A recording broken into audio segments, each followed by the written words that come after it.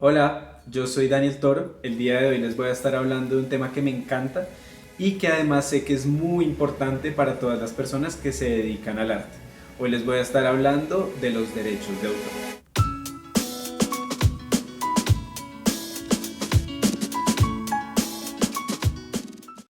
Bien, con fines metodológicos voy a dividir esta exposición en 5 partes. En la primera voy a hablar sobre la diferencia entre propiedad intelectual y propiedad industrial. La segunda voy a hablar de la normativa que conforma el régimen de los derechos de autor. La tercera les voy a hablar sobre el ámbito de aplicación de esas normas, es decir, qué comprenden y qué protegen. En el cuarto les voy a hacer una caracterización de los derechos de autor, es decir, qué tipos de derechos de autor hay. Y en la quinta les voy a estar hablando un poco del papel de la Dirección Nacional de Derechos de Autor en esta materia. Al respecto del primer punto, es muy importante aclarar que la propiedad intelectual es un género, es un conjunto grande que reúne propiedad industrial y derechos de autor. La propiedad industrial está a cargo de la Superintendencia de Industria y Comercio y regula todo lo que son patentes, modelos de uso y demás aplicaciones industriales de la creatividad. Por el otro lado tenemos los derechos de autor que están a cargo en Colombia de la Dirección Nacional de Derechos de Autor. Entrando al segundo punto, se encuentran regulados por varias normas. Aquí es importante mencionar que hay dos normas fundamentales en este aspecto.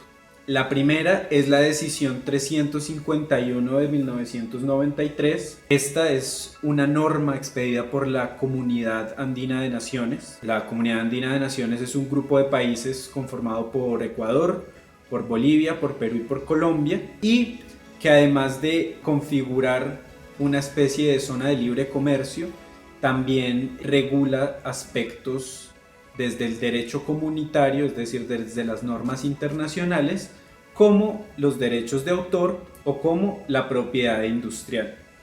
Por otro lado, tenemos entonces la Ley 23 del 82. Como ustedes pueden ver, la Ley 23 salió pues mucho tiempo antes que la decisión, por lo tanto rige la norma especial y posterior, es decir, la norma más importante, la que está más arriba, es la decisión 351. Pero en cuanto a la gestión individual de los derechos de autor, tenemos la ley 23 del 82. Hay otras normas que es importante mencionarlas, como la ley 44 del 93, la 1450 del 2011. Es bien importante tener claro estas normas, la jerarquía que tienen y su ámbito de aplicación. Entonces, tengamos en mente que la norma más importante en cuanto a derechos de autor es la decisión 351, pero nos vamos a remitir en algunos casos también a la ley 23 del 82. Con esto doy paso a la tercera parte de la exposición, que es el ámbito de aplicación. ¿Qué es lo que protegen estas normas? ¿Qué es lo que regulan? El ámbito de aplicación es la protección de las obras, ¿sí? Entonces, digamos que la obra es un concepto muy etéreo, muy grande, que podemos aterrizar con ayuda de las normas. Entonces, por ejemplo, la decisión se refiere a las obras como obras del ingenio, es decir, como un producto de la creatividad humana, mientras que por el otro lado la ley, que además me encanta cómo se expresa, dice que son las creaciones del espíritu, es decir, las obras protegidas por los derechos de autor son todas esas creaciones, todas esas producciones de esa parte metafísica del ser humano, del alma, del espíritu, de lo que podemos apelar y mostrar con un sentido estético. Eso es más o menos entrar en la discusión de qué es arte, pero es bien importante que tengamos en claro que las cosas que protege los derechos de autor son obras. Aquí quiero hacer una mención bien importante, y es que las obras tienen muchas caras. Hay muchos tipos de obras, muchísimos. Entonces, la norma que contiene el listado de cosas consideradas como obras es enunciativa, es decir, trae un listado, pero además de ese listado puede ser obra cualquier cosa que cumpla con los requisitos establecidos en las normas. Entonces, por ejemplo, una obra, obviamente están las obras de arte tradicionales, entonces un dibujo, una pintura, una escultura, un grabado en cualquiera de sus formas, una obra de teatro, una película, una fotografía, un diseño arquitectónico, un software, un artículo, obviamente un libro.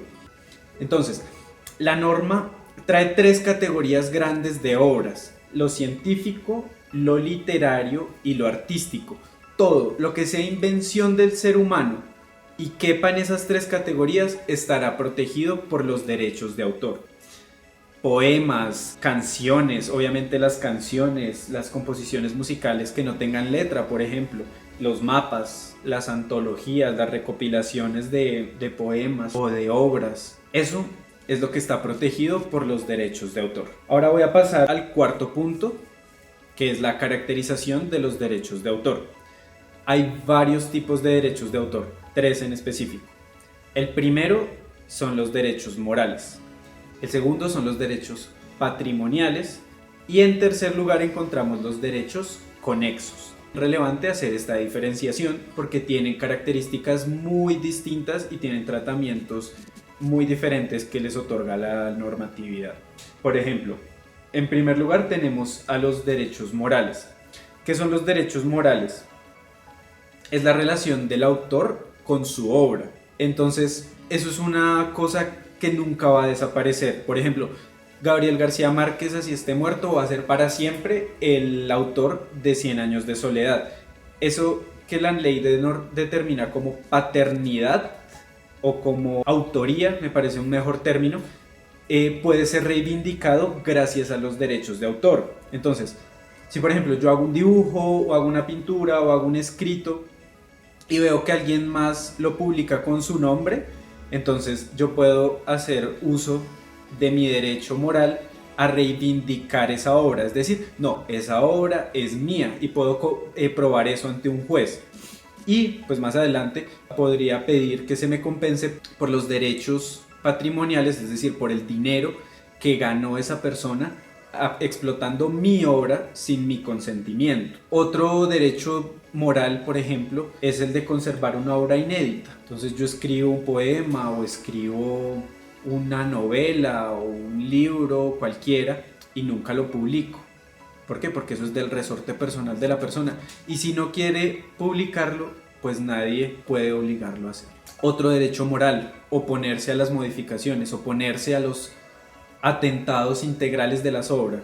Es decir, alguien coge un poema, coge una pintura, coge una ilustración, coge una fotografía, la altera sin mi consentimiento y la publica o la comunica. No. El derecho moral me da la facultad exclusiva, irrenunciable, inalienable, imprescriptible, inembargable, eso es decir, eso es mío como artista, como autor de la obra, a decirle, oiga, no modifique mi obra, déjela como estaba. Los derechos morales, digamos que son eternos, entre comillas. Siempre se va a reconocer a una persona como autor de su obra. Una vez fallece el artista o el autor, serán sus herederos quienes ejerzan esos derechos por un periodo determinado en la normativa, muy similar al de los derechos patrimoniales. En segundo lugar encontramos a los derechos patrimoniales. Como su nombre lo indica, son básicamente la explotación comercial, el dinero, el lucro que yo puedo obtener de una obra. El derecho patrimonial, digamos, en lo práctico muchas veces está compartido entre, por ejemplo, un autor y la editorial, o un artista y la galería, un investigador y una universidad, o un investigador y un laboratorio, porque ambos, digamos que ponen esfuerzo, uno de pronto en lo económico y el otro en lo intelectual, para elaborar una obra. Entonces, estos derechos patrimoniales van obviamente a lo económico, pero también a permitir o a prohibir o a realizar la comunicación de una obra, la publicación de una obra, la adaptación de una obra, es decir, modificarla después en el tiempo, hacerle una segunda versión.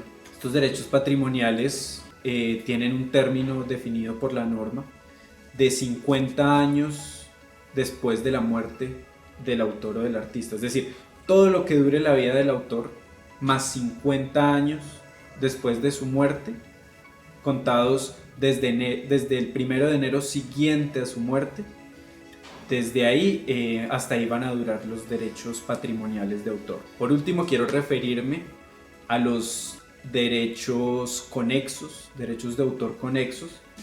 Estos son los que ejercen como titulares personas que intervienen en las obras, pero digamos que no son los autores, ¿sí? Entonces, por ejemplo, aquí encontramos a los intérpretes, a los ejecutantes, no sé, por ejemplo, quien hace un cover, los productores de fonogramas. Entonces, por ejemplo, el que hace el beat de una canción o el arreglo musical, y los organismos de difusión, que son una parte muy importante dentro de esta configuración, que son, por ejemplo, una estación de radio que transmite canciones. Bueno, espero les haya quedado claro la diferencia entre estos tres conceptos.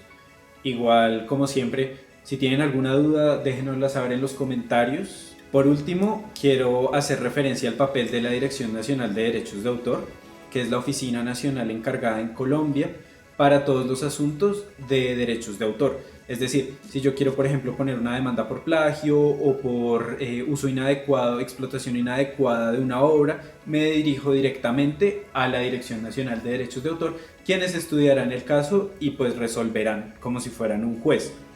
De igual manera, tienen la facultad de registrar las obras. Entonces, si ustedes quieren proteger los derechos de sus obras y las registran, tienen que hacerlo ante la Dirección Nacional de Derechos de Autor. Para eso les voy a dejar aquí unos links, unos videos de la Dirección Nacional de Derechos de Autor, en la que instruye y nos muestra cómo podemos registrar las obras. Les recomiendo también bajar una aplicación de la Dirección Nacional de Derechos de Autor, está para iOS y para Android, en la que pueden registrar sus obras. Para finalizar, quiero agradecerles por haberme acompañado en este video. Recuerden suscribirse a nuestro canal y seguirnos en las redes sociales para recibir más contenido jurídico de calidad y al día. Que estén muy bien.